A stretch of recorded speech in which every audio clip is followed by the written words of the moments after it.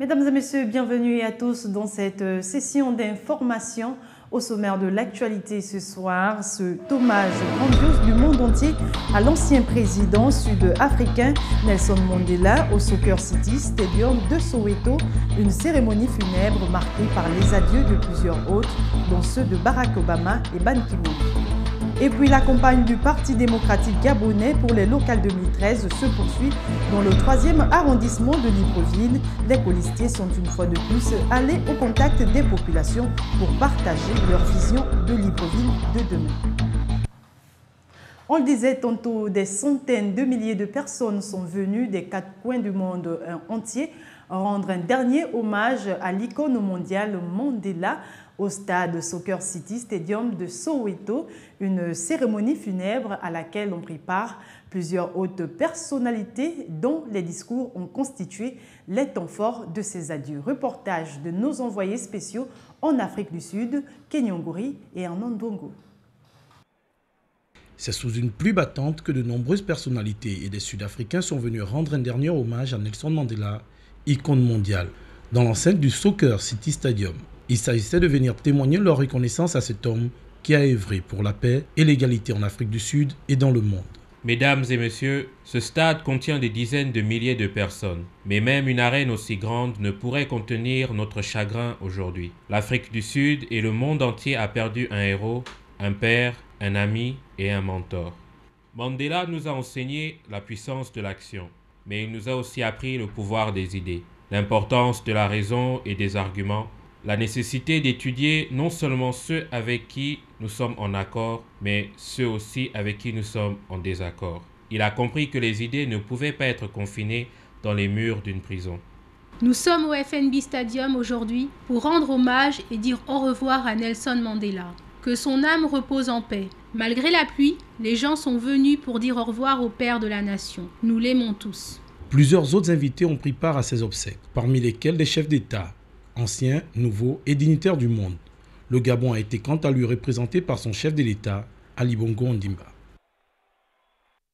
À Libreville au Gabon, le Parti démocratique gabonais dans le 3e arrondissement poursuit son périple. Après le porte-à-porte, les multiples rencontres et autres activités, les colistiers de cette liste ont attaqué les quartiers Petit Paris et Carrefour Léomba pour partager leur ambition politique aux populations. Reportage de Martial Tsonga, Kenyonguri et Justin Bitegui.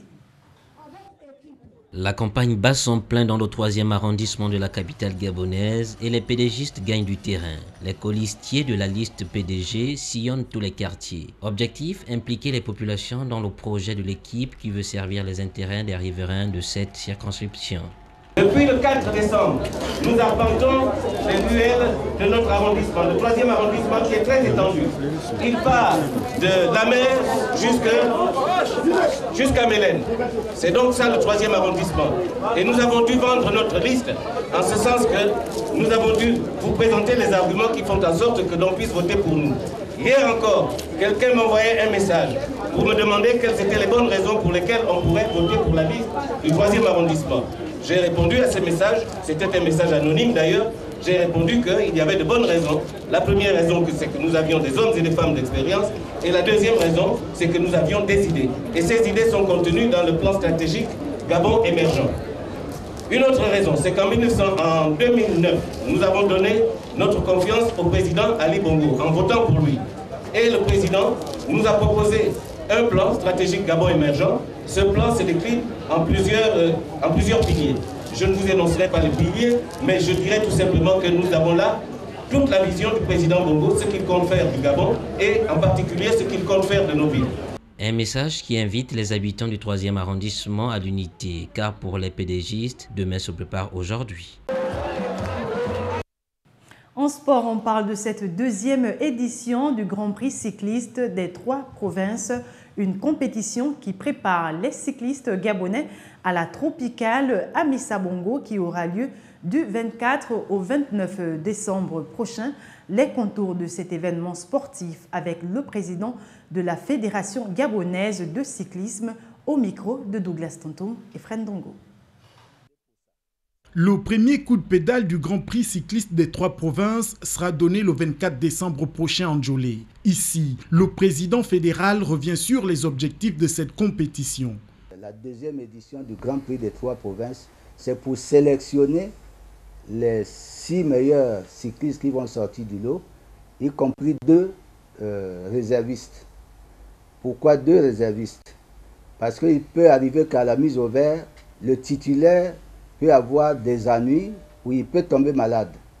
Et on le remplace directement par un des réservistes. Donc en principe, c'est le 24 décembre jusqu'au 29. La compétition aura lieu dans cette période-là. Lors de cet échange, les 6 étapes de cette compétition ont été présentées sans omettre les différents maillots de la compétition. Vous avez la première étape qui commence le 24-12, Ndjolé-Lambaréné. Vous avez la deuxième étape, Lambaréné-Mouila.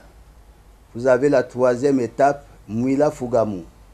Vous avez la quatrième étape, Fougamou-Lambaréné. La cinquième, Lambaréné-Kango. Et le finish à Libreville, on part d'Ovendo. Vous avez le maillot du meilleur jeune, le rose. Vous avez le meilleur grimpeur. Rappelons que le Grand Prix cycliste des 3 provinces permettra de sélectionner les 6 meilleurs coureurs de l'équipe gabonaise, plus 2 réservistes pour la tropicale Amissa Bongo. Et pour finir, sachez que le président de la Fédération gabonaise de boxe, Clément Sosa, a tenu une conférence de presse mardi dernier à Libreville, une rencontre au cours de laquelle il a fixé la date d'ouverture de la nouvelle saison sportive de la discipline et est revenu sur les nouvelles règles de ce sport. Les précisions de Douglas Tonton et Fred Ndongo. C'est officiel, la Fédération gabonaise de boxe ouvre sa saison sportive ce vendredi 13 décembre à la salle nationale de la discipline. De nombreuses activités sont au programme de ce rendez-vous sportif, selon le président fédéral Clément Sosa. Nous, à la Fédération gabonaise de boxe, nous avons décidé d'organiser un gala, juste pour marquer ainsi d'une pierre blanche l'ouverture de cette saison pugilistique. Outre l'ouverture de saison, le président Sosa est également revenu sur les nouvelles règles introduites dans la boxe, tant en amateur que chez les professionnels. On a toiletté les tests et autres. Désormais, la boxe amateur, on va boxer sans casque. Ce n'est plus comme avant où on met les casques, les boxeurs ne vont plus se protéger pour des raisons qu'on a jugées indispensables. Et par ailleurs, nous avons le jugement aussi, l'arbitrage qui a changé. Il n'y aura plus de scoring machine, on revient comme avant au bulletin. Ainsi de suite, il y a eu beaucoup d'innovations dans nos tests. Il y a le coach national Dieudonné Mefagé qui a pris part dans cette même année. Nous l'avons missionné à un séminaire de certification de son diplôme de 3 étoiles. La saison sportive 2014-2015 à la FEGA Box s'annonce prometteuse avec de grands rendez-vous en perspective. Voilà, point final à cette édition d'information. Merci à vous qui l'avez regardé. C'est un journal à retrouver sur les www.gabonnews.com. À demain, 20h.